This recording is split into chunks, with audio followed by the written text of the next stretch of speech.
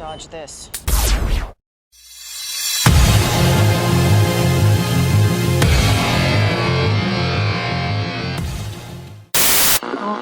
One world currency. The New World Order. Those are the roots of trouble. I imagine that right now you're feeling a bit like Alice, tumbling down the rabbit hole. Let me tell you why you're here. You're here because you know something. What you know you can't explain, but you feel it. You felt it your entire life. That there's something wrong with the world. You don't know what it is, but it's there, like a splinter in your mind, driving you mad. It is this feeling that has brought you to me.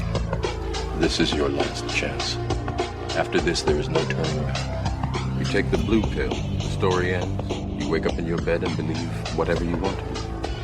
You take the red pill, you stay in Wonderland, and I show you how deep the rabbit hole goes. All I'm offering is the truth, nothing more. For we are opposed around the world by a monolithic and ruthless conspiracy that relies primarily on covert means for expanding its sphere of influence, on infiltration instead of invasion, on subversion instead of elections, on intimidation instead of free choice, on guerrillas by night instead of armies by day. It is a system which has conscripted vast human and material resources into the building of a tightly knit, highly efficient machine that combines military, diplomatic, intelligence, economic, scientific, and political operations. Its preparations are concealed, not published. Its mistakes are buried, not headlined. Its dissenters are silenced, not praised. No expenditure is questioned, no rumor is printed, no secret is revealed. But I am asking your help in the tremendous task of informing and alerting the American people. And now, welcome to another episode of Down the Rabbit Hole. Here's your host from federaljack.com. It's Popeye. Ladies and gentlemen, welcome to another live edition of DTRH. It is April 9th, 2015. Whew. Next week I'm going to be on the road, so I won't be live. Actually, in the next 2 weeks, till at least the beginning of May. It's going to be best of.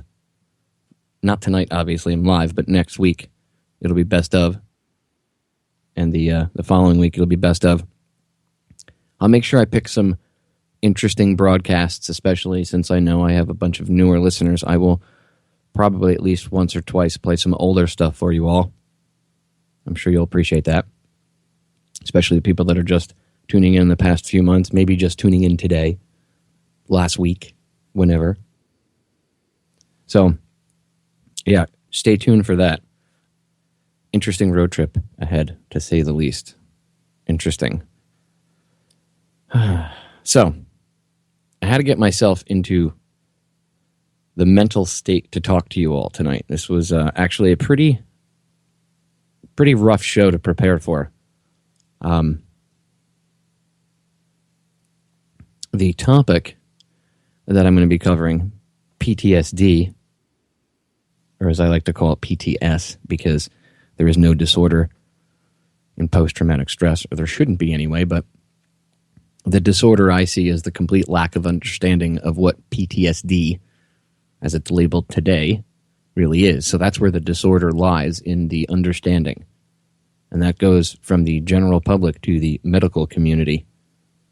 There's very few medical professionals that even have a vague understanding of what PTS really is.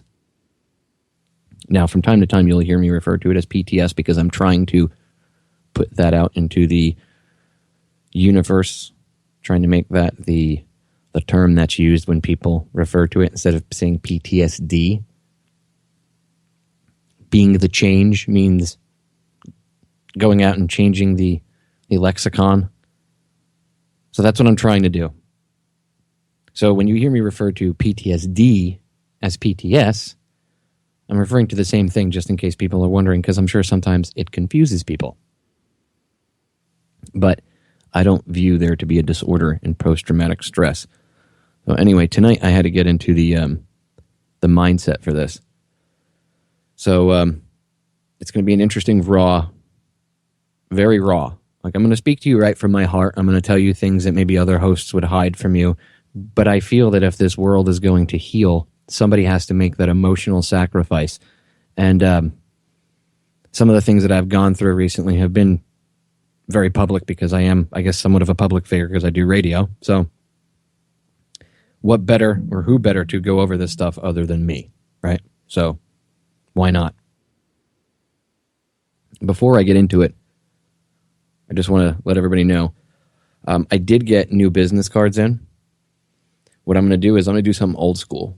I did this once before and it worked out really well, so I'm going to do it again. I'm going to do something old school. Anybody in their 30s or 40s can remember a time when we used to go in like Popular Science or comic books, and you used to be able to go in the back, and a lot of times you could get free stuff if you wrote the place and you gave them a self-addressed stamped envelope. So that's what we're going to do here. You want business cards, I will send them to you. You don't have to pay me for them. I mean, if you choose to give some sort of money to Federal Jack or to me, give it to just go to federaljack.com. There's a donate button. I get any of the donations and I end up using it to pay for server fees and stuff. That would be better. You don't have to pay me for business cards. I don't want that. Okay. Just send me a self-addressed stamped envelope and I will mail them to you. Now, self-addressed stamped. That means you take an envelope, right? You write your name on it, your address, like in the to section, not in the from section, but in because that's what I'm going to mail back to you. And you put stamps on it. Put like 2 stamps just to make sure, because I'll load the cards in there, and I'll have them weigh it out when I go to the post office just to make sure there's enough postage. But put at least 2 stamps on the envelope, right? And then you take that envelope and you fold it and you put it inside of another envelope and you address the one that you put it inside of, that you're going to use as the mailing envelope. You address it to me and I'll give you the address right now. Okay? So everybody get your pens, your pieces of paper, pads, whatever. Okay? And I will give you the address right now. You ready? Address it to federaljack.com, federaljack.com, P.O. Box 2642. That's P.O. Box number 2642 in Sanford, Florida, Sanford, Florida, 32772. Send all of your self-addressed stamped envelopes, and obviously in the envelope that you mail it, you mail the self-addressed one to. Just put a little note, Popeye, please send business cards. So, I know exactly what it's for. Even though I'll know what it's for when I get them because I know I did this on air, still, I'm human, and just like you, I go through things during the day and I forget. So, to make it easier for me, do that. Okay? Everybody, one more time. federaljack.com, P.O. Box number 2642, Sanford, Florida, Sanford, Florida, 32772. If you send me a self-addressed stamp envelope, I will send you some business cards. All right, so there you have that. Let's move on to the actual topic of tonight's broadcast. But I wanted to put that out there because I put a picture up. My new cards literally came in like 3 or 4 hours ago, and I put a picture up on Instagram, which it automatically, I have it set if I do that, because I'm trying to use all of their social media networks to my advantage. I know a few other people that do that as well. Works pretty good. Anyway, I took a picture of the business cards and I put them up there, and I got messages on Facebook. I got inundated messages on Facebook, comments on Instagram, and emails asking me how they could get some of these cards to pass them out in their area. I did this before with federaljack.com business cards years ago. So I thought about it and I said, why not just do what we did years ago and do the old school self-addressed stamp envelope trick? So that's what we're going to do. So there you have it. So now, let's get into the crux of tonight's discussion, shall we? Let's get into what PTS is. So, first, I think everybody needs to understand that anybody can have PTS or PTSD. The dreaded PTSD. The way they address it and they talk about it is as if you have it, you're some sort of monster. And I got interested in this topic of trying to help people understand this because of what I've been through with it, what I've seen my friends go through with it. And one of the things that made me realize that people have no idea. I mean, I already knew that the doctors really didn't have an idea from my own personal experiences, but I mean like people out in the general public having no idea. I figured it out when Merce, my wife, was she was teaching a yoga class, where she was taking a yoga class for teachers. If you're in Florida or a couple other states, you might have heard of a free yoga program called what is it called? Connected Warriors. And the lady Judy Weaver that put it together, I want to give her a big shout out. And Randy Hamlin, he's a vet, Marine vet. He's a great guy. He listens to the show, a friend of mine. Randy and Judy and everybody that works for them, all the yoga teachers that volunteer their time for these veterans, they give free yoga to vets, and they help these guys. They're helping people overcome physical wounds and PTSD. And Merce, she was taking the class. It was one of the first times they were putting this together when it was a very fledgling thing. And she was taking the class, and I went with her because she had told them that I was a vet and they wanted me to go. She told them, what I went through. And I shared my experiences with the teachers. I shared them what I went through, the things that I did when I was first going through my PTSD. I mean, I used to do crazy things. Like I used to chase drug dealers off the street where I used to work with a baseball bat. These guys had guns and knives. And anybody that worked with me knows this isn't hyperbole. This is reality. They called me Tattoo, and they were afraid of me. When they saw me coming, they would leave the block, because I would go up to them in groups of 5 or 10, and I would challenge the ringleader, and I would tell them I was going to kill him if they didn't leave. And they'd all have knives and guns, and they'd be like, "You must be insane." And I was like, "Oh, I am." And they saw it in my eyes that at that point in time, I really was. But that's the kind of crazy things I used to do. And that's some of the things that happens when you go through this stuff. You have these different emotions or whatnot. I'll get into this. But I was explaining all this to these yoga instructors, and they didn't have any idea. They were very surprised that it could be that extreme. But then I explained to them, and this is the part that really surprised them, that anybody could have PTSD. And I looked at them and I said, you do realize that if you were raped or in a car accident or somebody you love died or whatever was traumatic to your brain happened, it could cause you to have post-traumatic stress. They didn't understand that. They thought it was some weird reaction to being at war, because that's the only time PTSD has really been talked about. And see, I even make the mistake of calling it PTSD. I should say PTS. So that's the only time it's really been talked about. They used to call it shell shock and all this other stuff, battle fatigue, combat fatigue. It really was never talked about. And you'll get the older generation, that the World War II guys that'll say, I don't know why you got to talk about this shit.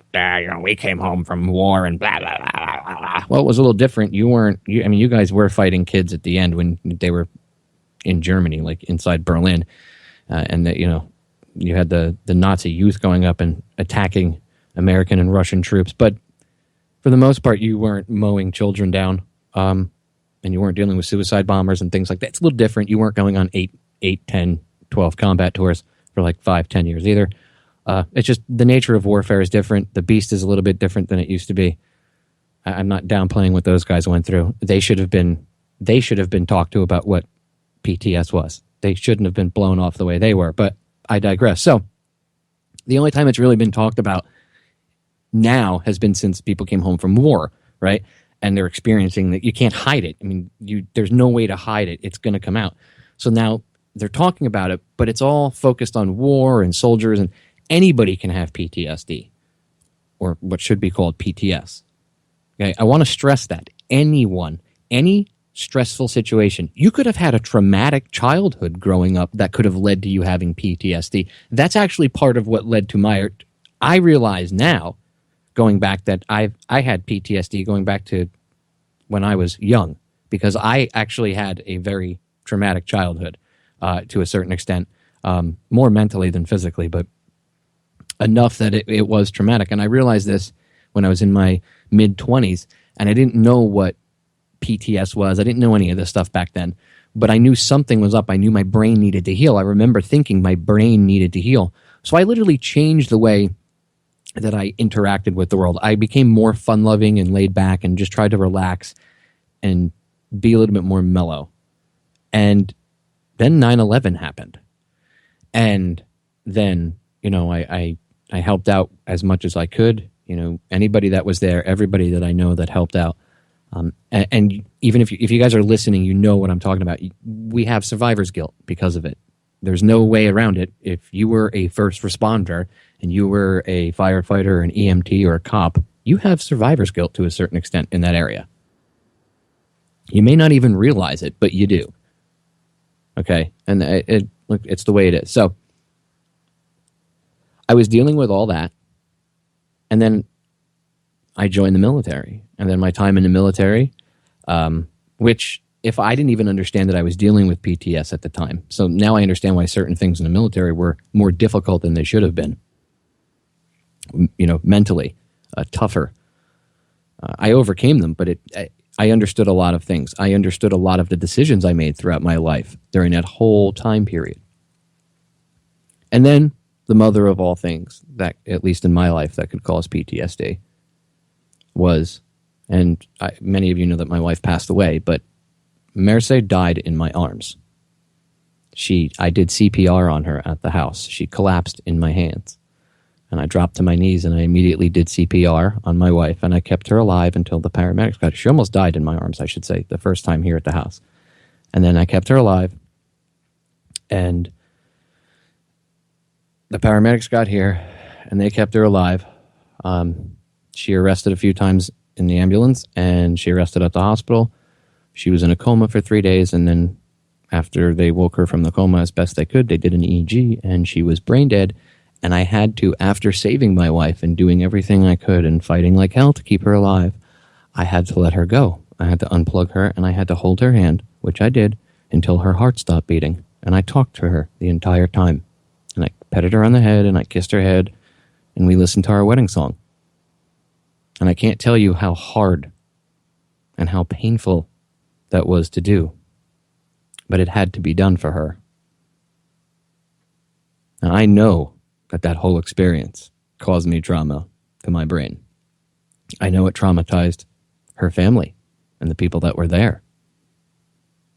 I know it even traumatized my father, my 73-year-old Vietnam veteran father, who's been through some really horrific things in his life. I mean, he's a tough dude. I mean, I like to break my dad's balls, but I got nothing but mad respect for the guy. All right. Him and I always haven't seen eye to eye over the years, but we've worked our issues out, and I have a lot of love and respect for my father. He's a tough guy, and I watched my father break down and cry for the first time in front of me that night. Never seen my father cry in 38 years. Never. So I know how powerful and how traumatic of an event it was. Now, I share that with you not for you to feel bad for me. I don't want you to be crying and, oh, poor Popeye. I don't want that. I share my event with you to help you understand that as tragic as it is and as horrible as it is, it's not warfare, and yet it still caused me PTS. So do you understand that there are situations in life that will do it? And I don't want to hear someone say, well, okay, your situation is good, but these other people claiming blah, blah, blah. How do you know what was traumatic to that individual? How do you know what they went through? My mother used to tell me you shouldn't judge a man until you've walked a mile in his shoes. Like the old Native American proverb, don't judge another man until you walk a mile in his moccasins. Same thing. That's why I try to understand people. I try to sit down and listen to them. And we're going to get into that later, because that's a huge part of this. Now, anybody can suffer from PTS, ladies and gentlemen. You're in a car accident, you can have it. If you're a woman and you've been raped, if you're a guy and you've been raped, it could probably even be more. I mean, I'm sure it's extremely traumatic for a woman. To a guy, it's probably traumatic and even ego damaging to a large extent, because you're a man. You can't protect yourself, and now you were sexually violated in the worst way. It's horrible. Children that are beaten. children who lose a loved one, a parent. It's not so uncommon. In fact, I'm pretty sure that like 75 or 80% of the population has it at any given point, going, especially with all the crap that's going on now. You know, maybe it wasn't so rampant back in the day, but it's, you know, all the stuff that's out in your face. You know, the stuff that you see on TV, all the gore. You know, they didn't put that stuff on TV back in the day, not because they were worried about, they didn't want to violate FCC rules. No, okay, yeah, there were rules and stuff, but you realize that they knew that that kind of stuff not only desensitized people, but it traumatizes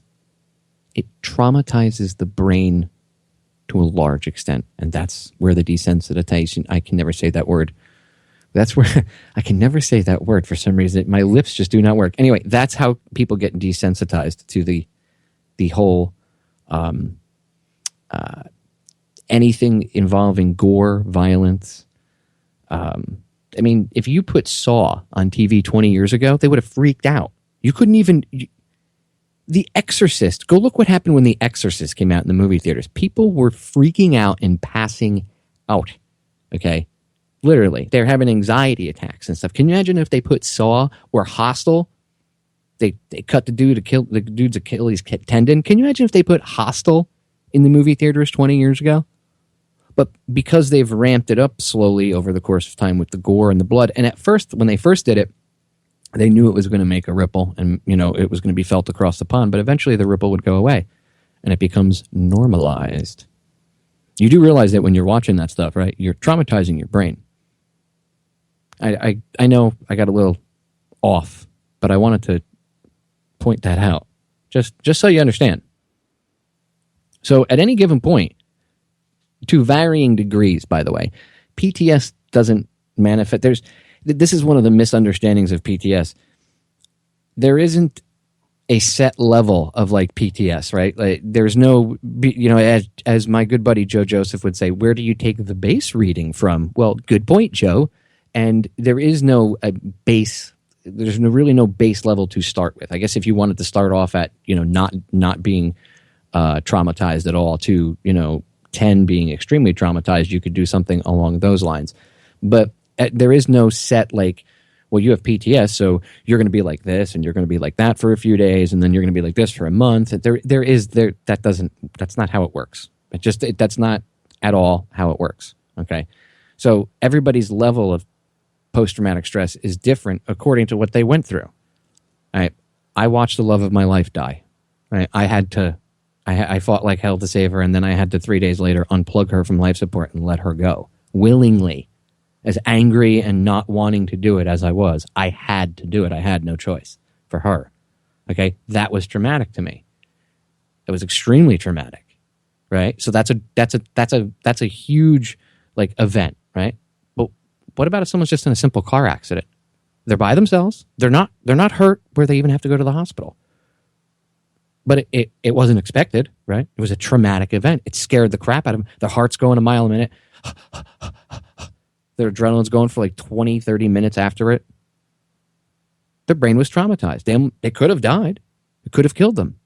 Now, it may not be on the level of what I'm going through with my wife, but there still is a level of PTS there. So there isn't a set level that people go through. It varies to degrees. But I really believe, and this is from my years of going through it myself and breaking it down, and this is how I've worked through it. And I'm not, you know, you don't ever totally get through it. You start to deal with it, and well, I mean, you kind of do. There is I don't want to say there's no hope. There is a light at the end of the tunnel to a certain extent. But this is how I work through it, is by analyzing what I go through and what I see my friends going through and others with PTS. And I try to break it down as I do with everything. That's how I work. And I try to understand it so then I can adapt and overcome. One of the things I find that does help is talking about it. Now, I know a lot of people that have it for different varying reasons, whether it be combat veterans, you know, rape survivors, whatever. And they all say the same thing, that talking about it is the one thing that really helps. And talking about it with people that understand. And that's one of the reasons I wanted to do this show tonight, because we need, not I, the world needs people to have a better understanding of everything, including, okay, or a better comprehension. If you actually know what the word understood or understand means, yeah, you wouldn't want to actually use the term understand, like I stand under your authority. But anyway, I digress. So, if everybody had a better comprehension, perhaps, a better comprehension of each other, a better comprehension of how things work, not just PTS, but a lot of things, by the way, the world would be a much better place if we I guess I have to say the word understood, if we understood each other a little bit better, if we were all willing to walk a mile in the other guy's moccasins, right? Maybe there wouldn't be so many misunderstandings or miscommunication. Maybe the powers that shouldn't be wouldn't be able to keep us separated, keep people in fear of each other. Oh my God, that guy's got PTSD. Oh my God, he's gonna get a gun and kill everybody. Oh my God, I'm like, no, and no. That's not what happens. See how easily that can be taken the wrong way? And by the way, you can't deny that when it comes to the police state and restricting everything under the sun in this country, they're using mental health as a reason. Maybe that's why they're putting all that traumatic crap out there, to slowly traumatize those brains of yours. Ooh. Stay tuned, ladies and gentlemen. 3 short minutes. We are back, ladies and gentlemen. So, when we went into the break, I was breaking down what PTS is. And before I get back into it, I want to give a message to my fellow brothers and sisters out there, okay, that know that they suffer through this and go through this. Forgive yourselves for the mistakes that you've made in the past. Forgive yourselves. It's the hardest thing you're going to do. Forgive yourself. Before you can overcome anything else, you have to go into the mirror, look at yourself in the eyes, and genuinely talk to yourself on a soul level. Like, look yourself in the eyes, see your soul, and speak to yourself. And tell yourself it's okay for the mistakes that you've made in the past. It's okay. It's okay. It's okay. You know what? You made a mistake. You're a human. And actually, what did Kennedy say about mistakes? He actually said that they're only errors unless you refuse to correct them. Right? An error only becomes a mistake when you refuse to correct it, is what he said. So correct your mistakes. Don't dwell on the past. Don't hold it against yourself. God, I was such a dick. Or I was an ass. Or whatever you do to yourself. You beat yourself up for things that you did. Maybe, did you ever look back at that time period and say, wow, I didn't even understand what I was going through. I'm going through this very normal, I will add that again, very normal response to a very traumatic event. No one around me understands what's going on, so I can't really talk to anybody about it. And to top it off, then people are completely misreading the blaring signs, the red flags that you need someone to talk to, that you have post-traumatic stress, and they take it the wrong way. And it's just like this vicious cycle. And then you make bad decisions, and then, years later when you're going through whatever you want to call it, recovery or you're healing, you look at yourself and you beat yourself up and you're like, oh, what an idiot I was. Stupid. Stop it. Words have intention behind them, even if you don't realize it or don't mean it. Our bodies are made of mostly water. The Japanese have done water experiments. I forget the professor's name. They put pieces of paper with positive messages and negative messages on them. They even did it, I think, where they were speaking to the water or pumping it with, they had like a recorded loop of like positive stuff and then a recorded loop of negative. I don't remember if it was recorded or live, but I know they did it with the paper, and I think they actually did it with spoken voice. But the water that had positive vibrations and love sent to it had these beautiful formations, and the ones that had all this, hatred and anger thrown at it were just horrific. They were all ugly. And that's what we're doing to ourselves when we beat ourselves up for the mistakes that we made, especially, and this goes across the board, ladies and gentlemen, not even for PTS sufferers, but I mean, anybody in general. Forgive yourself, because that's how we're going to heal this planet first. You can't love anybody else until you love yourself. You can't truly love somebody until you love yourself first. And I don't mean living for yourself and not caring about anybody else. I mean, you have to forgive yourself and truly just let yourself off the hook and love yourself. And be like, you know what, self, I love you, you're a good person, and give yourself positive affirmation. Okay, but for the people that have PTS, especially don't beat yourself up for the stupid mistakes that you made while you were going through it and you didn't even understand it back then. Like I've been there. I've made a lot of mistakes that I beat myself up for years over it, physically and emotionally. Okay, you can't beat yourself up over these things. Your brain wasn't operating normal. You were going through a very traumatic experience, and then on top of it, you didn't have a support system, and you didn't understand anything. The fact that you survived to this very day and are here listening to my broadcast is a testament to your strength. Don't you ever forget that. Ever. Don't think that you're weak because you have those emotions or you made mistakes. You're strong because you're still here to this day, even though you made those mistakes. Keep that in mind. Forgiving yourself for your past transgressions is the hardest thing to do, but if you can forgive yourself and learn to love yourself, then, and only then, will you truly emanate the proper frequency of love out into the rest of the universe, and then you'll be able to truly love other people. You don't have any hope of understand or loving anybody if you don't understand that you have to love yourself first. Okay, you're not going to give off that proper vibe. It doesn't work that way. Give yourself a break. You deserve it. It's that simple. You went through something traumatic, and afterwards, the things that happen probably because the way that we handle PTS in this country, unless you have a good family and a good support system and a good set of friends. Most people don't understand it. Many families weren't raised with this stuff. They don't talk about this kind of stuff. Okay? I know in my family, they didn't talk about anxiety or anything like that. Shh, you don't talk about that kind of stuff. Suck it up. That was my mom. It wasn't even my dad. That was my mom. But that generation, they didn't discuss anxiety. They didn't understand that stuff. They didn't understand PTS. They didn't understand any of that stuff. So it was just I came to an understanding of this later in life. Understanding what I go through.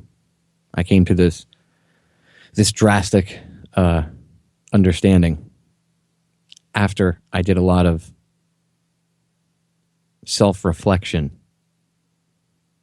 And it's still, I'm not a guru. Okay, I'm not coming here tonight to talk to you all as if I'm on a soapbox and telling you, I survived this, I made it through. Buy my book for $20. No. Although I should write a book about this, but because it would probably reach more people and help people because that's the goal, but that's not why I'm here. I'm still going through this every day.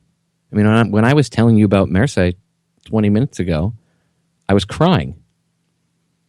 You couldn't hear it, but I had tears coming out of my eyes while I was talking about it. I just carried on. I'm good at that. Doesn't mean it doesn't affect me. I still go through it. I miss my wife every day. Right before I came on air, about 10 minutes before I came on air, I was standing in the living room looking at one of her pictures, and I was talking to her. And I said to her, I need your help. Give me the strength to do this tonight and talk to them. Because I was mentally getting myself prepared. And just thinking about the stuff brought a tear to my eye. So I know, I get it. I still go through it every day. I'm not coming to you as a guru. I'm not coming to you as some quote-unquote expert. I'm coming to you as somebody that knows this firsthand because I've been through it and I've sat with my friends and I've talked with them. I'm not a counselor. I'm just someone that's been through this, and I'm a good friend to those who need it. And I'm tired of the world not understanding what PTS really is. I'm tired of the world having this misconception about it.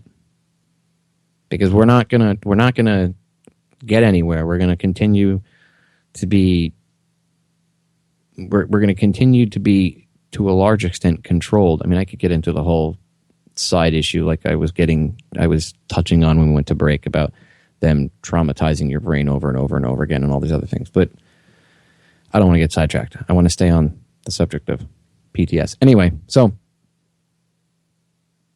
PTS. Now that I've given you all that little side rant for a few minutes, love yourselves, forgive yourselves for any transgressions you've made, especially while you are going through, PTS. Give yourself a break. Go look at yourself in the mirror, tell yourself you're a good person, love yourself, and just go be a good person. And if you feel that you're not a good enough person, if genuinely, and most of the time we beat ourselves up a little bit too much, but if genuinely you really think you could do more, then go out and do more. Be the change. It's that simple. Don't sit on your ass and be like, oh, I could do more. I mean, I'm such a jerk off for... Get up and do something. Start a blog. Start a podcast. Start a YouTube channel. Have video screenings. Call your friends together. Get everybody together and, buy one of these documentaries or rip it from YouTube. And most of these new TVs, you can just put YouTube on the television now. Just get one of these YouTube documentaries and put it up and invite a bunch of people over. Get some, chips and everything. Treat it like you would a game or anything else. The same type of atmosphere. Instead, maybe show them a movie or something. There's things you can do, ladies and gentlemen. Go out in your community and meet your neighbors. Maybe have a community meeting. Plant a garden. There's a lot of things you could do. But do it. Go out and be the change. Don't just sit on your ass and wish you could. Or, I could, but I'm such a horrible person. You're just beating yourself up relentlessly for no reason at all. It's a rut. It's a cycle that I've done it. I speak from experience. I've been there. Okay? Give yourself a break. Step up. Change the world for a better place. And love yourself. Okay? Now, moving on. PTS. So, some of the symptoms, right? Well, medical science, right? The whatever you want to call it. They try to explain to you that, there are certain symptoms that we know every PTS sufferer goes through. Well, okay. I will say that there are common things that many of us go through. Flashbacks to the event. Night sweats. My flashbacks are interesting. I wake up doing CPR sometimes. I'm not kidding. When I have flashbacks, it's usually... it was when I was falling asleep and when I was waking up. Now it only happens when I wake up sometimes. Right before I wake up, I'll relive the event where I'm doing CPR on her on the floor, and I can actually feel her sternum. It's so real, I can feel her sternum popping like it was when I was doing CPR. That's how you know you're doing CPR. If you pop someone's sternum and you could feel their ribcage moving up and down. Just so you know, by the way, in case you ever have to do it, you do have to press that hard.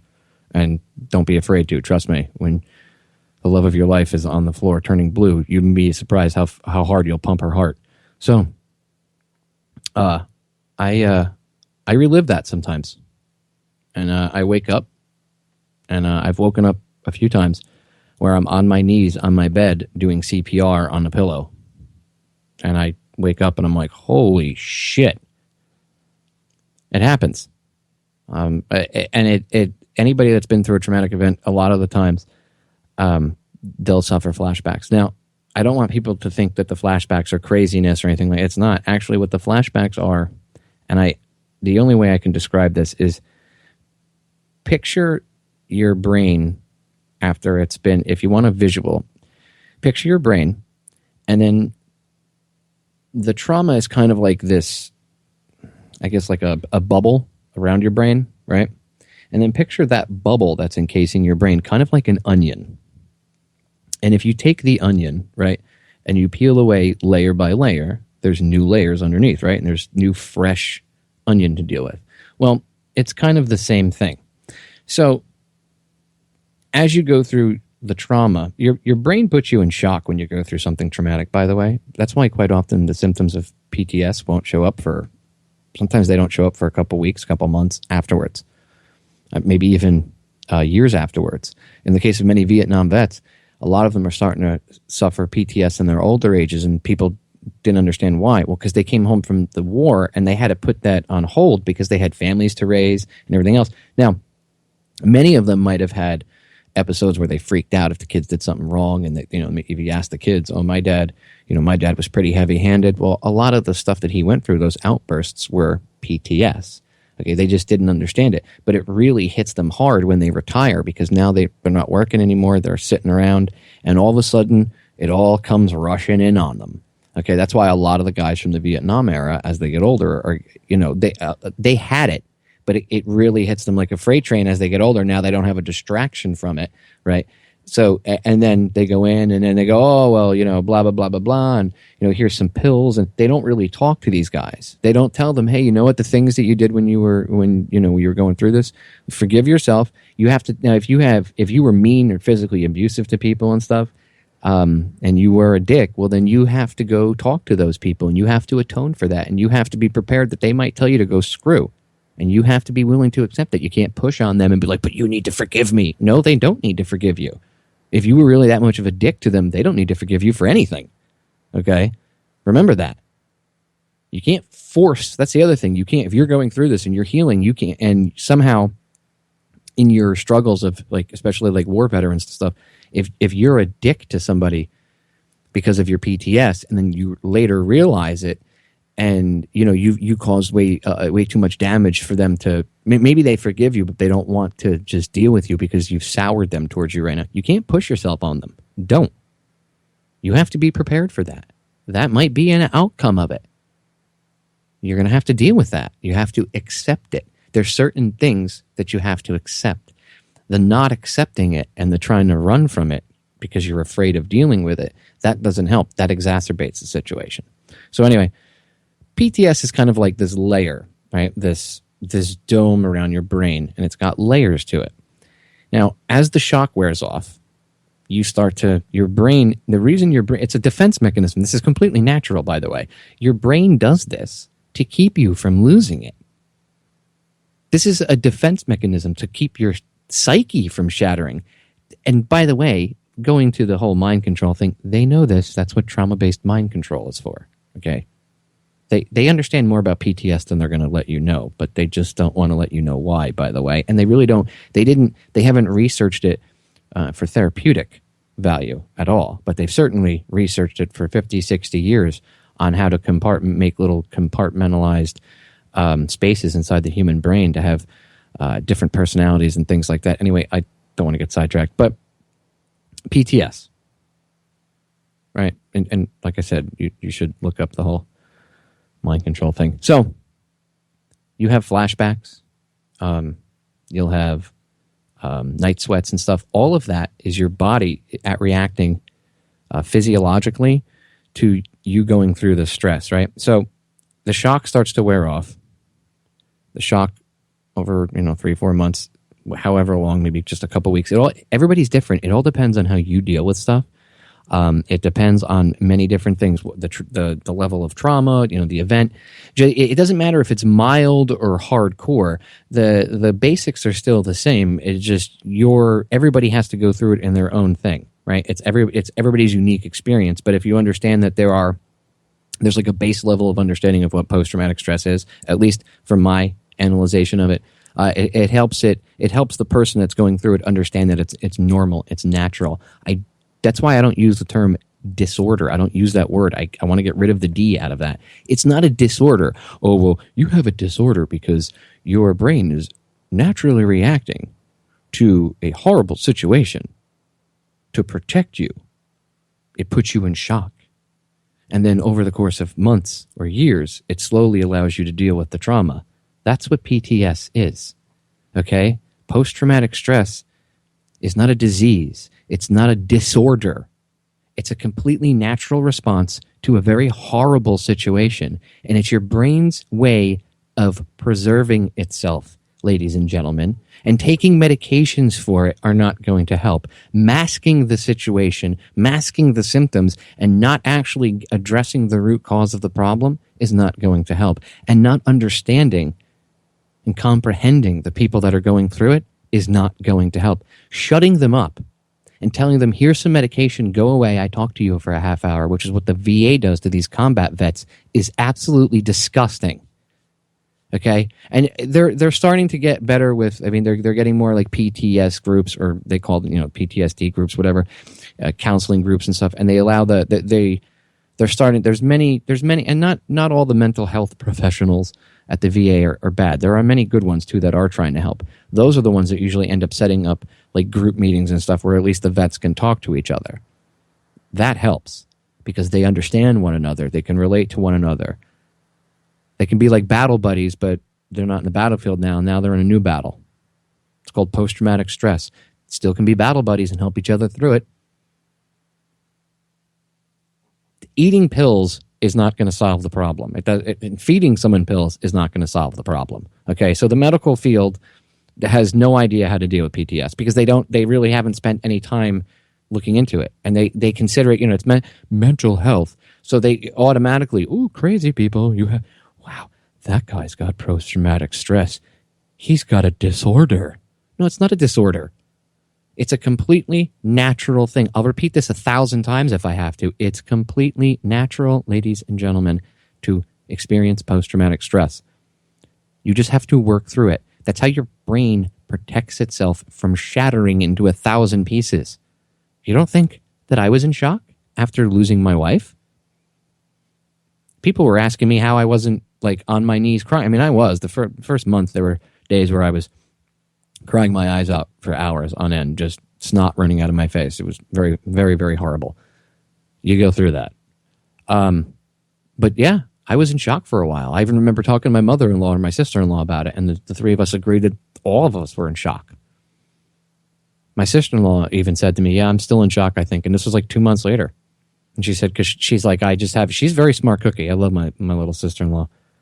Teresa's just one of the smartest chicks I've ever met on the planet. Love her to death. And she knew. She knows she's got PTS, but she's dealing with it. We talk, we chat. Her and her mother chat and her talk. She talks to her friends. She's got a good support network. She'll get through it. Now, that event, by the way, that trauma will always be there, but eventually you work out that stress to the point where, yes, you can get back into things. There are some people where the event is so traumatic that there will be lingering effects on you because it might change you as a person. Now, you as the individual going through it, like if you catch yourself, I do it sometimes. Like today, I lost my shit when I was in traffic. Right? There's an idiot. I'm trying to get to the post office before 5 o'clock, and there was an idiot that was in front of me doing 15 miles an hour in a 35 for no reason. For no reason other than just because that's how they felt like driving. There was a line of cars behind me, and none of us could pass this person because, the whole double lines thing, and there's plenty of cops all over the place. I'm not going to give a revenue generator any excuse. Now, if there weren't cops around, then cop didn't see it. I didn't do it. But I got pissed. I lost it. And I felt myself getting angry, and I literally started to get road rage and just started to yell, and I realized I was stressed already, and I was already anxious from other things, right? And I was now just venting it on this person who, although was driving like a complete idiot and should not be on the roadway because they didn't, it was just like, not even just driving slow. They couldn't decide where they wanted to turn. It was one of those people. You know what I'm talking about if you drive the road enough.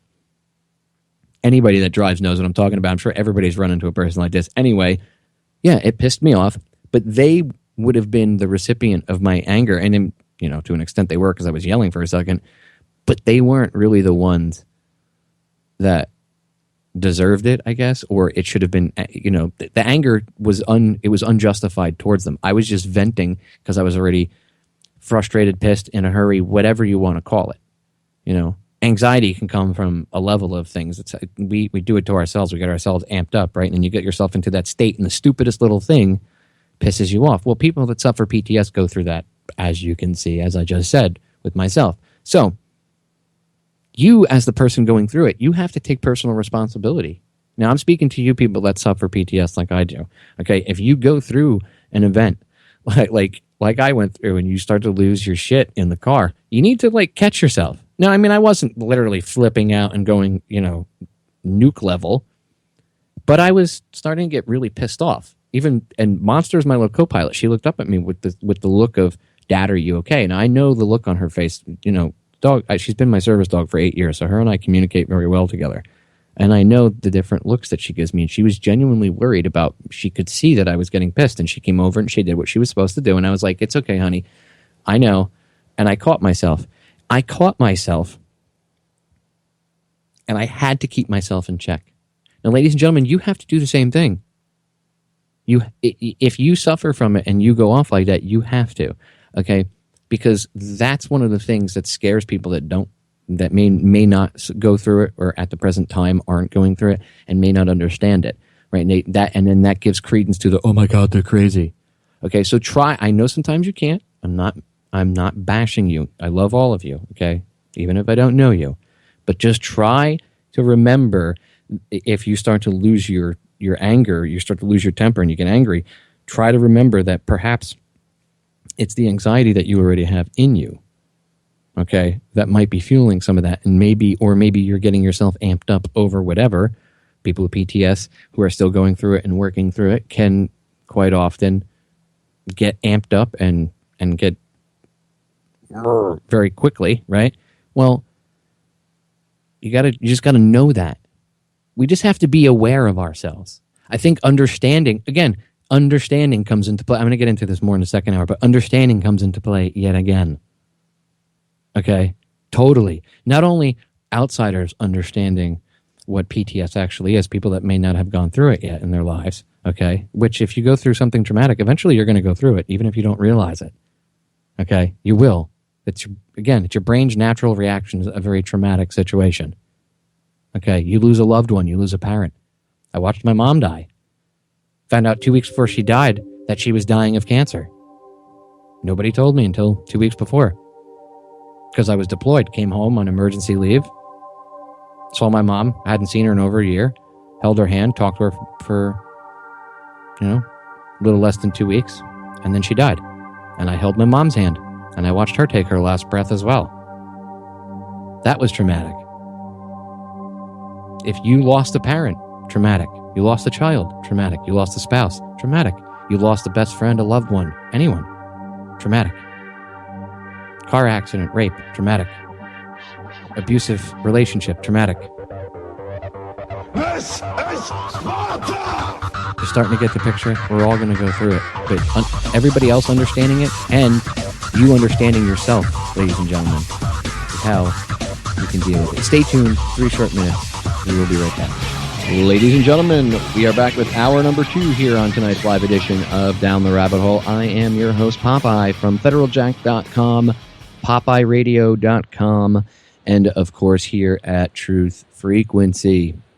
By the way, big shout out and much love to Chris and Sheree Gio for providing the platform for you all to hear me speak to you wherever you are in the world. If it were not for Chris and Sheree Gio, ladies and gentlemen, you would have to hear me in podcast format in YouTube and over on popeyeradio.com and federaljack.com only. You wouldn't be able to actually tune in live to me because I don't think I would work with any other radio network, to be honest with you. They're the only network I really want to deal with. This is the only network like this that is out there. I'm not bashing any other network. I'm just saying maybe I'm spoiled because of working at TFR and being here for 2 years now, but much love to Chris and Cherie for giving me a place to broadcast from, and for being very good friends behind the scenes when I needed them, and for being good to all of you for giving you guys this platform to tune into us. So thank you, Chris and Cherie. Really do appreciate it. So getting back into hour number 2 here, into PTS. I was talking about understanding going into the break, and I got cut off without getting into it enough, I feel. So I want to talk about this a little more. First, when I say understanding, I mean that not only do the outside people, I shouldn't say that because it kind of makes a separation. Scratch that. belay my last, as we would say in the Guard. I want people that don't understand what PTS is. Or it's not even what I want. I would like people who don't understand what PTS is to have a better understanding of those who do deal with it, or just have a better understanding of it as a whole, in general. Takes away the fear. Oh my God, that person has PTSD. It takes away that whole fear factor. But besides that, the people that suffer from it, the people that deal with it, I want you to understand it as well, too. I want you to understand that you're not an evil person, and you're not the only person going through this, by the way. There are many of us. If you know somebody that's got PTS, maybe you don't suffer it yourself, but you know somebody, you could reach out to them and talk to them. Maybe you've been through something in your life that they might find comparable, or they might, maybe you do understand them. Maybe you've had it yourself. Reach out to them and talk to that person. Don't try to tell them to get pills or see a shrink or you should do this or you should... Don't try to give them answers. See, that's one of the biggest problems. It's funny because in understanding PTS, it made me remember something I learned at a very young age about women. When women come to you guys and they bitch to you about their problems, women don't want you to fix them. Believe me, they'll tell you if they want it fixed. Even though guys are just, we're programmed. We fix things. I fix stuff, right? But women don't want you to fix stuff when they come to you. Sometimes they do, but if they do, they'll tell you, I want you. They'll explicitly instruct you. Trust me. Most of the time, I won't say all the time, but most of the time, if a woman is bitching to you, it's not really at you unless it is at you. And there's a drastic difference, and you'll know the difference. But if a woman is complaining about something or coming to you with a problem, she doesn't really want you to fix it. She wants you to listen to her. She wants you to shut your face, shut your mouth, and open your ears, and just listen. And then at the end, when she's all done, maybe you can, you could possibly try this, but it is what it is, or whatever. You leave it open-ended like that. Maybe they'll take your advice if you feel like, giving some or trying to be Mr. Fix-It. But just listening to the problem, it's amazing. So, dealing with PTS, I thought about that, and I was like, wow, people that deal with PTS are a lot like that. They don't want... A lot of times people think that if you're going to them to talk, and a lot of it is out of good intention. It's not done to the people that do this. I'm not bashing you. It's not like you're doing it to be dicks. Trust me, I've been there in my life where I've done the same thing. You want to help. Maybe you love that person so much. You're like, oh my God, they need my help. So you go to help them. People with PTS don't need that. They don't need you to, maybe if you see that they need help, if they're way out of control, okay, then fine. But the ones that are trying to work through it and just want to talk, they just want to talk. They just want someone that's going to shut up and listen to them because they feel like nobody understands them. Why do you think combat vets, these young kids, they kill themselves when they come home? Because they've experienced some horrific things and they come back to the normal world, or what to them is the normal world. And the things they've went through, they feel detached from everybody around them. They feel like an alien. The only way I can describe it is to be in a room. It feels like you're in a room with 1,000 people, and they're all 1,000 of them could be chatting. They might even have acknowledged your existence. But it doesn't matter. It feels like you are alone because you can't connect on a human level with any of them because they're all worried about going to the club. They're all worried about, so-and-so going to so-and-so's wedding next month, or did you see what was on American Idol or whatever? That probably shows I haven't watched TV in years, but whatever new piece of garbage crap programming is on television.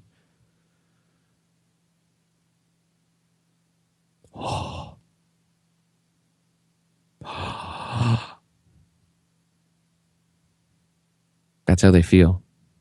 Like the oxygen is being sucked out of the room around their head. Like they're in a vacuum and they can't breathe.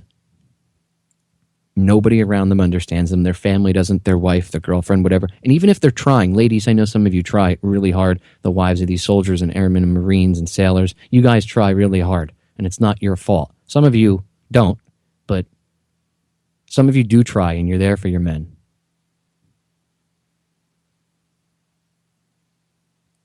But they can't relate to you because you can't understand what they're going through because you maybe haven't had that experience. Unless you yourself went through a traumatic experience, then they could probably relate to you. But because you're their wife, you're part of another world. It's hard for them. It's hard for them to merge the two, and the military and the VA doesn't help them. And they come home and they don't have anybody, and they're in this, like I said, they're in this vacuum where it feels like the air is being sucked out from around their heads. They can't breathe, and they don't know what to do. They just want it to stop. The only way they know how to make it to stop is to kill themselves. So yeah, we can blame the government. And believe me, there are those who will be held accountable. That's what people like me, Joe, and all you other people in the alternative media are for. We hold these scumbags to account. We'll let everybody know loud and clear what these shitbags have done. And then we, as a collective group of individuals, human beings, need to hold these people to account. However, we sort that out. Welcome to Hanging House. 12 on, 12 off. Joe and I have already volunteered. So, if we want to get through this, though, we have to understand that not only are they responsible, we are too here. That's why I'm doing this broadcast, to help you guys understand what PTS is.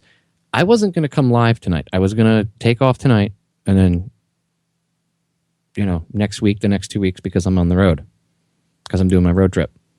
And I decided I needed to come live tonight. I wasn't going to. And I was having a conversation on Facebook today, and I decided that this would be a good, because I had wanted to talk about this, and I had somewhat of a conversation on this level with Chris and Sheree about a week ago, and they were like, dude, you need to, they were like, you should be a counselor, you should, you should write a book or whatever, and I probably should, but for right now, since, I don't have that time before I get on the road, I was inspired to do this broadcast, so hopefully, while I'm out and about in my adventure, this thing, I actually will put this on as one of the rebroads so people can hear it again. It's important for this stuff to get put over the airwaves and for people to hear this. It's important for people to understand this on so many levels. The people that experience PTS, the people that don't understand what it is, but, maybe want to help. I mean, everybody out there at a base level, most people are good. There are some shitbags. There are some people that are just scum, and they need to swing from an end of a rope, I guess, because maybe they're that corrupt and they've just been that corrupted, and there's no reversing it. Sometimes things are just bad. But for the most part, people are good. I really do believe in humanity. As much as it pisses me off when I go to Walmart at 1 o'clock in the morning and I see the brain dead people walking around buying stuff that they don't need, and, people of Walmart.com, enough said, right? Yeah, that stuff pisses me off. Black Friday, seeing people trample over their fellow human beings while they're having a heart attack to get the next Xbox or PlayStation 4 or flat screen TV. Yeah. That pisses me off, but that's been done. That's been done on purpose. I've talked about that ad nauseum here.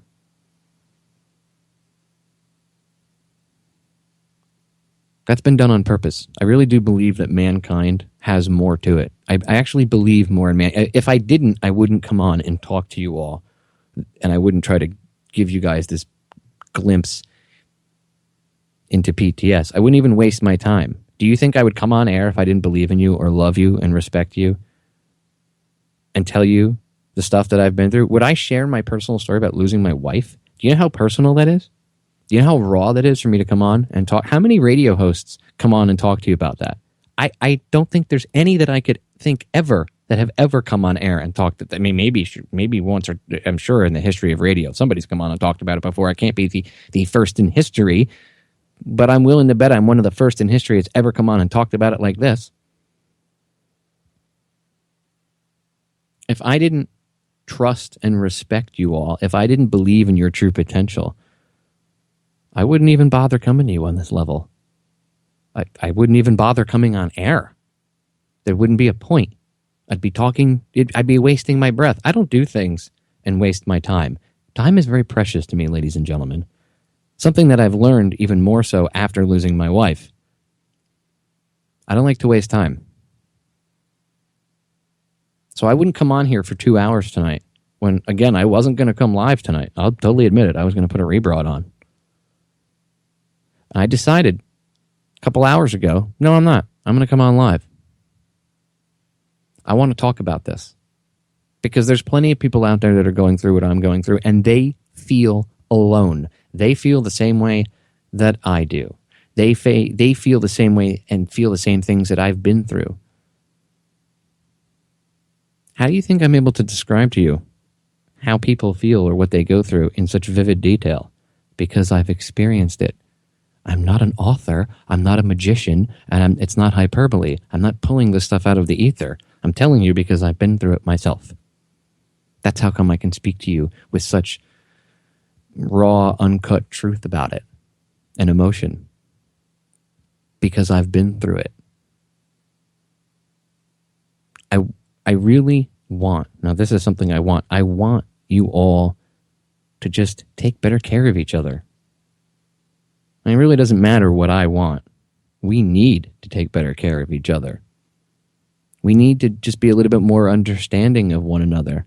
I mean, that's one of the things Merce used to talk about, and I talked about this in the show I did, The Legacy of Merce, and if you don't know what I'm talking about, I believe the show actually aired, I think it was 11/18, if I remember correctly, of 2014. So if you go back in my archives over on federaljack.com, actually you could do that or go over to popeyeradio.com and just scroll down to November 18th of 2014, and you can download the audio to your device or whatever and listen to it. And I talked about Merce's legacy of being the change. And one of the things I talked about, and I did in subsequent shows too, was about understanding one another and being good to one another. When I say understanding, I mean literally, like, put yourself in the other person's shoes. Try to think how you would react. Try to think what you would go through. And this applies to not just dealing with someone that's got PTS. I mean, across the board. I mean, do you know how many things could be solved if there wasn't as many misunderstandings as there are?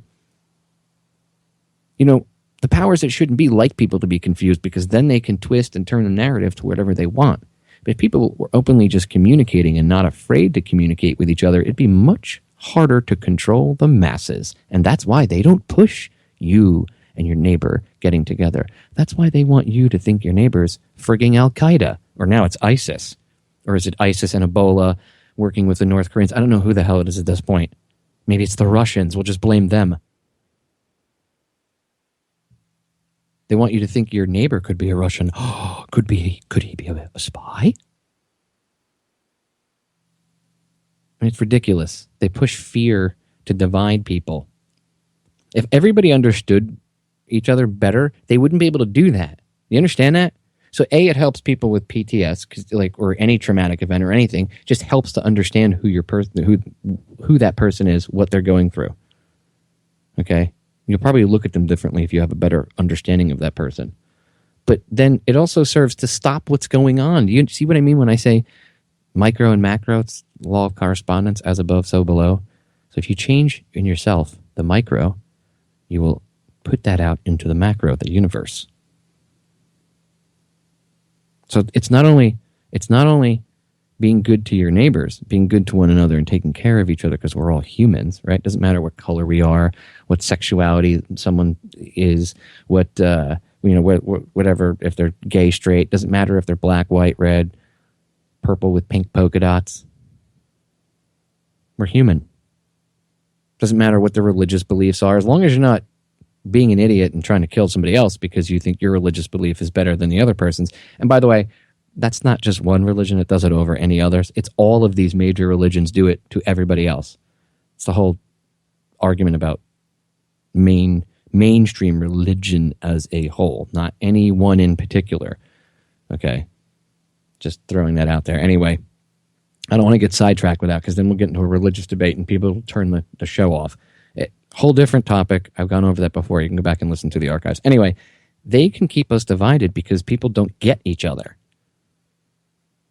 You know, you see the thing with Ferguson. I had an argument with a good friend of mine about this last night, that he thinks he's a black guy, he thinks police brutality is specifically aimed at black people and that white people don't experience it and that white people don't get shot by cops. And I was like, you're statistically wrong. I could show you case after case after case after case. It's just the news media only focuses on black guys getting killed by white cops now because they're trying to instigate. But there are white people that are killed by cops all the time. They just don't, you don't see anybody making a federal case out of it. And I'm not saying that black people don't get profiled more, don't get pulled over more, don't get screwed with more. I'd be foolish if I said that. That's totally true. They totally do, unfortunately. But the issue of police brutality as a whole affects everyone, right? But now they've got everybody believing that if you say police brutality, oh, it's just those black people that are bitching about cops. And, you know, look, they rioted in Ferguson, so we actually do need those MRAPs. And these are people that 6 months before were pissed off that, oh, my God, Obama has MRAPs. He's trying to take over the country. He's a commie with no birth certificate. But 6 months later, the MRAPs are okay because, hey, black people are rioting in Ferguson. Maybe if those people had a better understanding of the situation, they wouldn't be so easily swayed and controlled. You see? I know you were all wondering where the hell I was going with that example, but there you have it. If those people had a better understanding, the mainstream media and the powers that shouldn't be wouldn't be able to control them. They wouldn't be able to control the narrative and twist it because 6 months ago, 8 months ago, it was about police brutality being a huge epic problem. 3 or 4 days before that whole thing with Ferguson, it was police brutality is a problem. Why do they have MRAPs on the streets? Blah, blah, blah, blah, blah. Do we really need military vehicles here on the streets? And then all of a sudden, the narrative got changed. And because people don't have a full grasp on the situation, a full understanding of the situation, they were manipulated. So, understanding each other on a very base level is important. Although you're told it's not, through many different means, whether it's actually saying that to you or programming it into you that you should actually be afraid of your neighbor and all this other crap, right? And, you know, getting you away from, you know, making you think that it's weird to hang out with your neighbors or talk to your neighbors. Like 20 years ago, when everybody and their mother got together on their block and did barbecues and all that stuff, there was stronger community back then. They don't want that. They need everybody broken apart. So do you understand? So even if you get away from PTS for a second and you look at the powers that shouldn't be, that we constantly talk about, right? Everybody go, how are we going to beat them? I'm just one person. I can't do anything. Yes, you can. Basic understanding of your fellow man beats their game, makes them irrelevant. You won't be looking to some schmuck in a suit that you think wears a cape to save you. Rand Paul. You won't look at these faux heroes. Vote me in and I'll solve everything. No, sorry, that doesn't work. Does not work. What did Einstein say? The definition of insanity is doing the same thing over and over and over again and expecting a different result. Yeah. Keep smashing your head against the brick wall and hoping that you won't split your head open for the 15th time and require stitches and possibly have another concussion, maybe leading to a brain hemorrhage and eventual death. Of course, voting is kind of like a brain hemorrhage. Well, voting for president. I mean, voting for certain things like local issues, very good. Voting for president, really? You don't have a vote. That's like choosing which rapist. I want rapist A. I want the one on the left, please. Yes, he looks more appealing. So at least I have a more attractive, well-speaking president as I'm getting raped. Because that's what politics is. Anyway, I'm getting sidetracked. So the way to beat them, one of the ways of making them irrelevant is understanding. So, that being said, getting back to PTS, understanding. understand if someone in your family goes through this and they have maybe a bad day and they're in the kitchen and they spill something and they start screaming and throwing stuff around. You know what? Just don't yell and scream at them, because that's going to make it worse. And I know sometimes some people try to be calm and that doesn't help. And then they worry and then, oh my God, should I call the cops? No, you don't. Calling the cops doesn't solve anything, because the cops don't know how to deal with people with mental issues. They pull their guns out and shoot them. That's how cops deal with things. Okay? Don't ever call the cops if you have a problem. You should handle things yourself. Cops don't come solve problems anyway. Oh my God, there's someone breaking into my house. Come save me. You should have a gun and shoot the bastard yourself and then call the cops. Hey, someone broke into my house and I shot him and he's dead. Come clean it up. That's what they do. If your family member or loved one, whoever, friend is going through something, yeah, calm them down. Try to calm them down, but don't call the cops on them. I mean, even if they're out of control, maybe you should. Again, if you had a better support system, if that person had a better support system, it wouldn't get to that. The reason it gets to that is because they don't have anyone to talk to and they don't know how to deal with it. And then eventually it just comes out, right? Maybe they were taught that they shouldn't be a pussy. Not by you as their parents or their loved one. Maybe that's what they were taught in basic training. Or their commander. Their chain of command. Oh, suck it up. That's what they told me when I first got injured. And I didn't. For the first 3 or 4 days, I didn't go to medical until I couldn't walk anymore. And I had to literally drag myself across the base to go to medical. One of my friends had to help me over there. Because they'd rather you work. They don't want you to get hurt. They need you. They don't care about you. They need you as a body. They need you there. Otherwise, they got to make up for it. And they got to write reports and everything else. So you know what they say? Suck it up and do it. Don't be a pussy. Don't be a little bitch. Shut up. Shut your mouth. You experience PTSD. Shut up. Don't say anything. Be a man. That's not being a man. You're not dealing with it. Being a man, guys, if you're told that and you actually buy into that, being a real man is opening up and sharing your feelings. Even if it's with, you don't have to do it on air like I'm doing. I'm doing it on air for other people's benefit. I'm not doing it on air for my benefit. I have a support network. I built one of my own. But it's okay to talk about this stuff. You're not a pussy if you talk about it. In fact, I have more respect for you as a man, as a fellow guy. I have more respect for you if you're willing to talk about this stuff than if you're not willing to talk about it. Just so you know. I really do.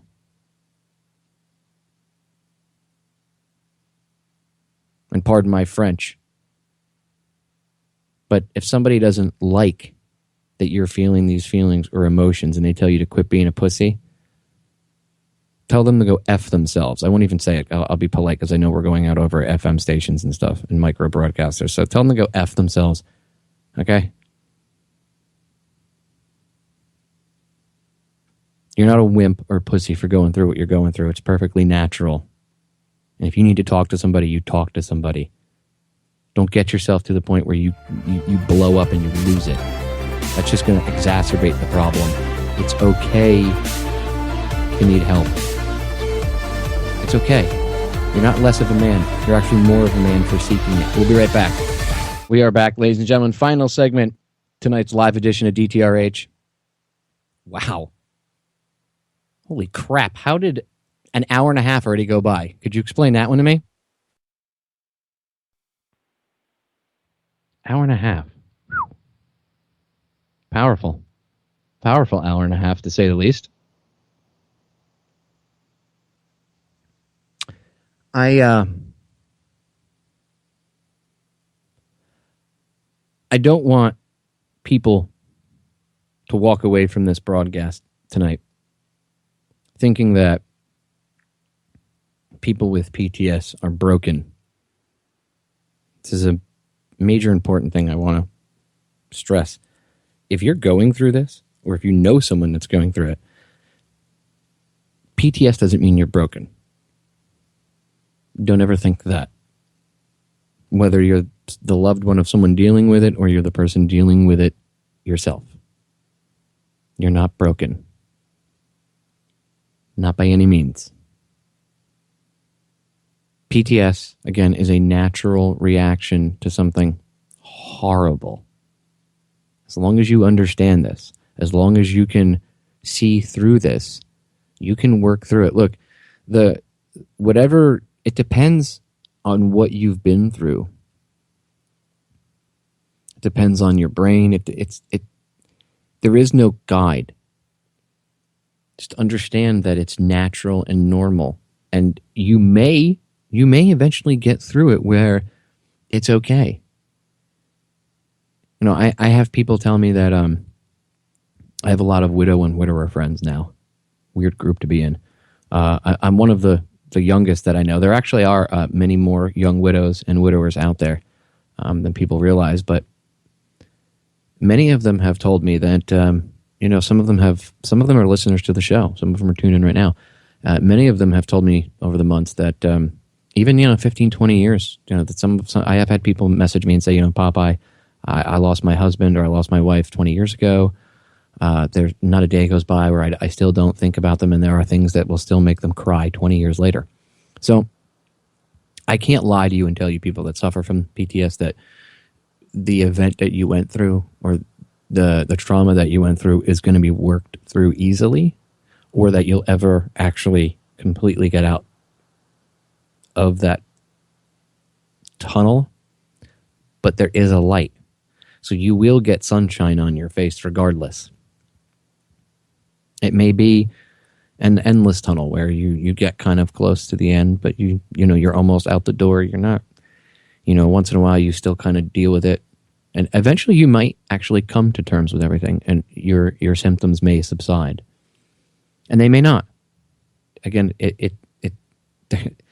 there is no base level. I know science wants to do that. I know mankind, we have to have limits to it. There has to be some sort of thing, a base level to go from, and then they are Popeye. It makes no sense otherwise. No, what makes perfect sense is that it's a natural reaction, and everybody's is different. Although there are certain base things that everybody will go through, the reaction time, how long they deal with it, the severity, it all depends on a myriad of things that person went through. There's many different factors. But the basics, if we understand the basics of it, that's how you can deal with it. It's like anything else. Everything else branches off of those basics. So if we have a good understanding of the basics, well then the rest isn't really that hard to deal with. I mean, it's easier said than done. It's extremely hard. I'm not trying to diminish it, trust me. But it's easier, I should say. Okay? It's not as hard. It's not as hard as it can be. So you're not broken. If you suffer from this, you're not broken at all. Okay? And don't think that. Don't. It's okay. I've said this 1,000 times. I'll say it again. It's okay. You need to hear it. It's okay. It's cool. It's all right for you to be upset. It's all right for you to be going through this. I mean, you're human. Unless you were a cyborg robot, then maybe you wouldn't have these feelings. And if you didn't have these feelings, if you could go and experience, if you're like a soldier and you went and you had to kill people, and you killed like 15, 20 people, and you don't even bat an eye over it, that's not normal. Just so you know. Right? It's normal to lose sleep over it. It's normal to anguish over pulling that trigger. It's okay. If you were in a car accident and you suffer from it, it's okay. You're not a wimp. But it's not manly, Papa. I see all these people walking around and let me tell you something. That's the biggest mistake we all make, is we see people walking around and we judge based on what we see, right? Either on Facebook or Instagram, or what we see people, the face that we see people putting on in public. The problem is, and this is a quote, and I don't remember who said this, but we compare everybody else's highlight reel to our everyday life, which we consider to be almost like our blooper reel. So we take what we consider to be their highlight reel and compare that to all our outtakes and our garbage, or what we consider to be our garbage. Because we have a full understanding of ourselves, but we don't really understand what that person's going through.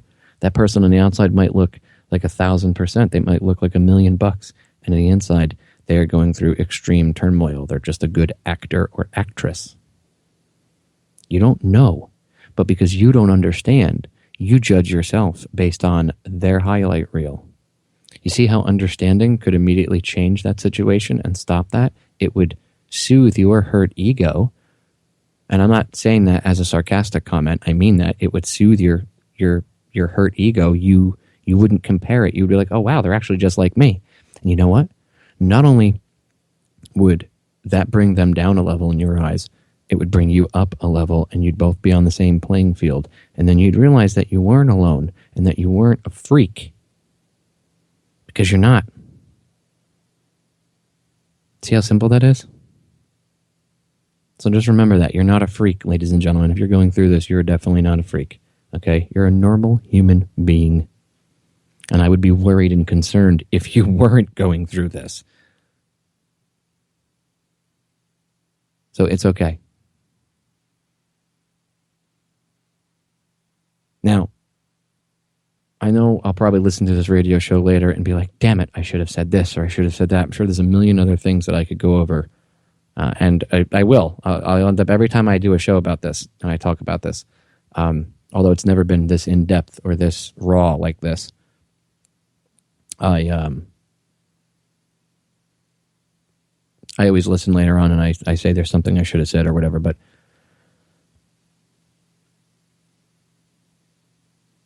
I really want you to take away from this broadcast tonight the basics.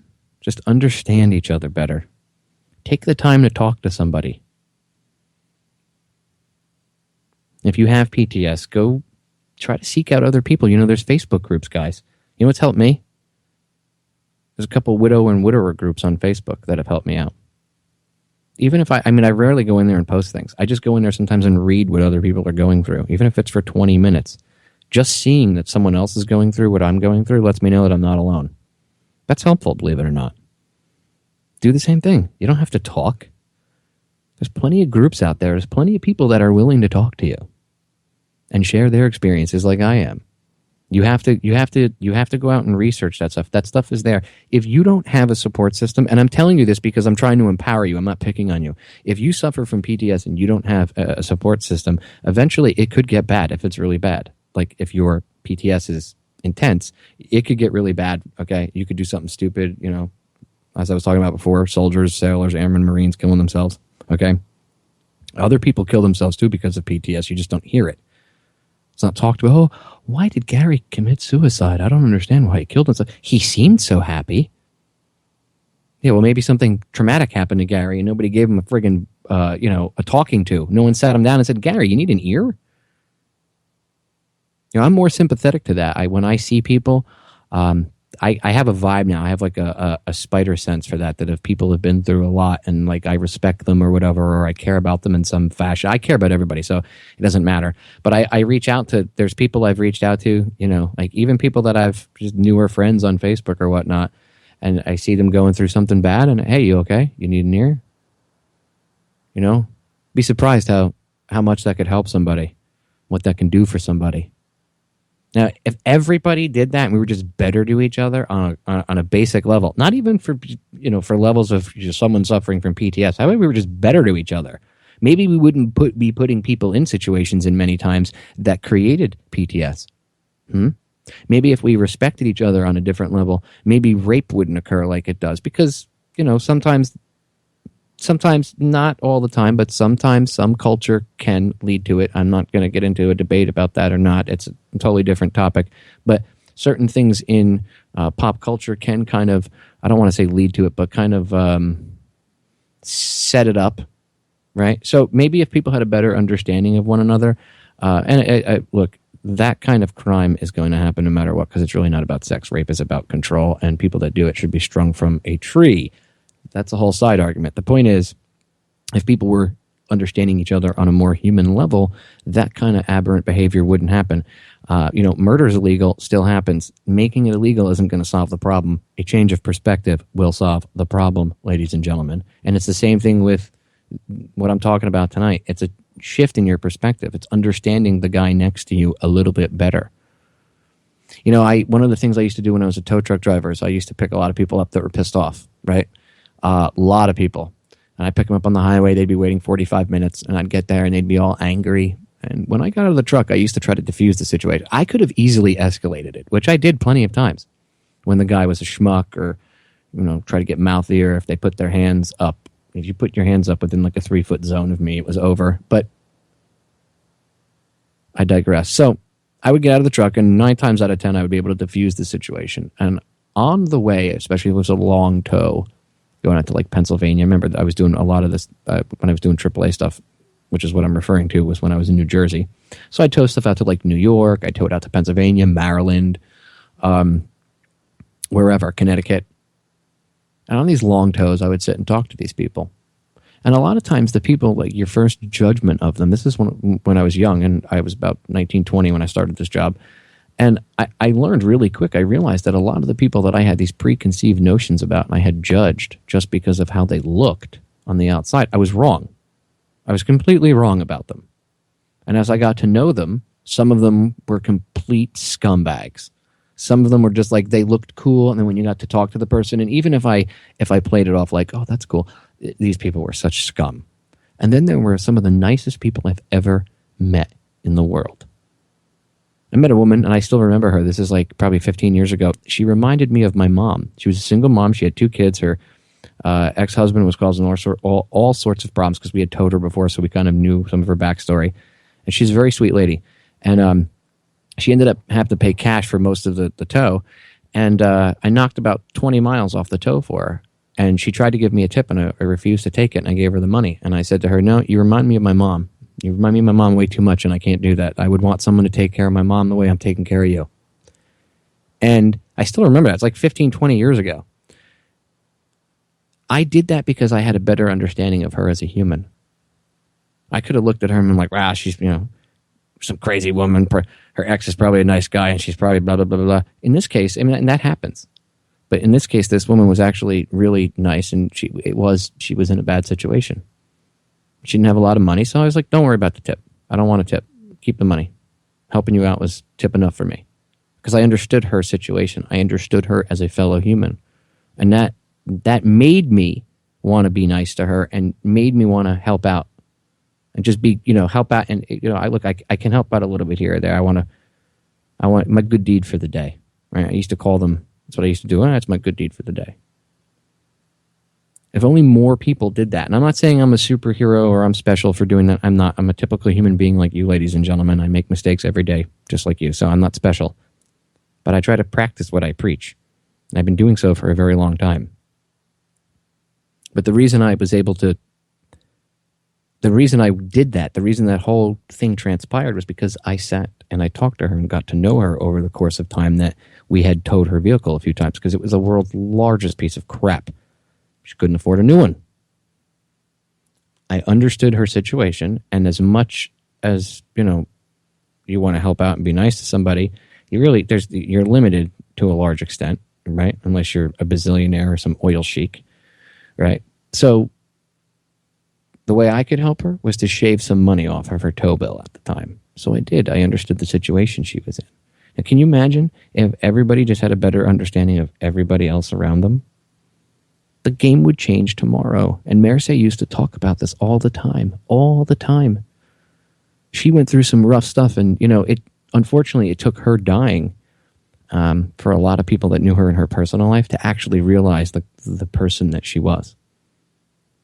As magnificent as my wife was, as awesome of a human being that Marseille was, there were plenty of people in her life that didn't know it. Now, I'm sure from hearing me talk about her, many of you are going to be like, come on, Popeye. No, because she didn't go around telling everybody about the good deeds she did. So the only thing that anybody ever remembered in her personal life was the mistakes my poor wife ever made. The things that, again, they were errors, but as Kennedy said, she corrected her errors so that they wouldn't become a continuous mistake. She learned from them over the course of time. She helped others. My wife had a pretty rough time, okay? And a lot of people judged her. They didn't give her the leeway or they didn't even give her the basic human, just, I'll give you 5 minutes of understanding. Not even that. Not even 5 basic minutes of human understanding on a connection of what, that level. No, they all judged her. And you know what happened after she passed away and they heard me talk about her and they heard me do the shows? Many of these people that were in her personal life, they were astounded. And now they feel bad because now they can't talk to her. Now they can't tell her, wow, I get you. I see you in a whole different light now. I have so much more respect for you. Okay? They can't. Because they didn't, while she was alive, they didn't take the opportunity, which they could have. They could have. It's not that hard, ladies and gentlemen. We do it all the time. We blow our friends off, or we blow people we care about off, or maybe we want to get to know better because whatever bullshit reasons that we have, that we've constructed in our own minds, we're too busy, I can't do it for this, or I can't do it because of that, whatever, it doesn't matter. There's a million different reasons. But because people didn't take the 5 minutes because they were too busy or whatever to get to know her or understand her on a much deeper level, they forever will have to deal with that guilt, and that'll never go away. And there's nothing I can do to assuage their guilt. They'll feel like that forever. But don't beat yourself up over it. Not just those people, but anyone that's gone through the same thing or, has had the same experience. You learn from it. Again, if you learn from your errors, then they won't become mistakes. As Kennedy said, an error only becomes a mistake when you refuse to correct it. So learn from this, ladies and gentlemen. I share this with you, not to bash anybody, not to pick on anybody. I share it with you so that you have a better understanding. Myself, I just recently talked to a family member who I hadn't spoke to really in probably about, on or off, in probably about 10 years. And after about 3 hours of chatting with this person on the phone, they said to me, holy crap, I can't believe that nobody ever gave you, and he admitted this, no one had ever given me in my family the courtesy of 20 minutes. Because there were people that were accusing me of things that were not true, and because nobody was believing me, I was like, I was moving anyway. I'm just tired of this crap. I had gone home to deal with some stuff after my mother passed away, to deal with her stuff, and back to New Jersey for a little while. And I was like, I'm moving back to Florida, and I left. And it was not. There were many reasons I left, but one of the reasons was because everybody had pretty much cut me off based on these lies that were going around about me. Anyway, long story short, it came out almost 10 years later that I was correct and that I wasn't doing any of that stuff. And the people that now found out about that and realized that they were wrong, you know what they said to me? This family member, they said, oh my God, I can't believe no one ever gave you 20 minutes to even talk to you. I said, yeah, you guys didn't even come and talk to me and ask me my side of the story or anything, or ask me or even tell me what was going on. Nobody even, because I didn't know what was going on. I had to find out word of mouth after I moved out of there later on. So I mean, imagine that. So nobody gave me the 5 minutes of understanding, that basic 5 human minutes that I referred to earlier. And when the person did, it turned into a 3-hour conversation because they were like, well, wait, what? And then at the end of it, they apologized to me and they said, look, I'm an idiot. I mean, repeatedly apologized to me. And it's good that it happened. At least, that's a positive step in the right direction with that whole thing. But I share that with you so you understand. And I share what Marseille went through for you to understand that, look, just because I come on radio doesn't mean I'm not a normal human being and I don't go through the same family bullshit drama that you go through. We all go through the same thing. We're all the same, okay? No one's better than anybody else. We're all equal. So there's a good base level to start off at. So I share this with you to help you understand that if you, because you will, come across a similar situation in your life, try to remember this show. Try to remember my words. Try to remember, oh, wow, Popeye talked about a situation like this, and holy crap, maybe you'll see it from a different perspective, and you can diffuse the situation, and you can break the cycle. Understanding. Just like understanding someone on an individual level. It's amazing, right? It's amazing what could be possible if we just took 5 minutes to understand people and to sit and talk to them and actually communicate with them. That's why they want to control the internet, by the way. They want to shut the internet down. And I shouldn't say shut the internet down, because that's a meme that I shouldn't push, because I've talked about it before. They wouldn't shut it down like that. They'll filter, they'll reroute, they'll do plenty of things, they'll censor, but shutting it down would destroy their own system itself. So they won't literally shut it off like that, like we think, like a light switch, like the quote-unquote internet kill switch. Although the possibility, it does exist, they can shut it off. Anyway, the point is, they want to take the internet out. They want to do whatever with the internet because it's a mode of communication. It's how someone right now in Europe, wherever, is listening to the sound of my voice. It is how people in California or Alaska or out in the Middle East or in Australia are listening to the sound of my voice. The internet allows us to communicate very clearly. I'm sitting here talking to nations all over the world. That's amazing. And by the way, this revolutionary act would have gotten me shot in many different countries around the world. Could get me shot here, the way things keep going, by the way, in this country.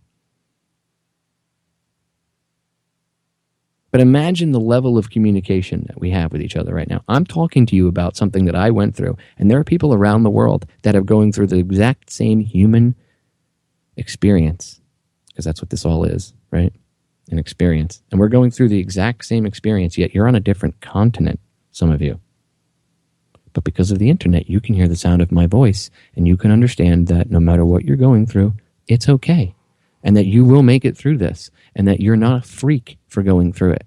And I can help you, not make you, I can help you to see that, and I can help you feel a little bit better. And you can have a better understanding about yourself. Perhaps the people that are listening don't have it, but know somebody does. Now you have a different perspective on the person. Ooh, I keep saying that. Shift in perspective. One step to the right, ladies and gentlemen. And I'm not talking about right or left politics. That's why I don't always use that expression.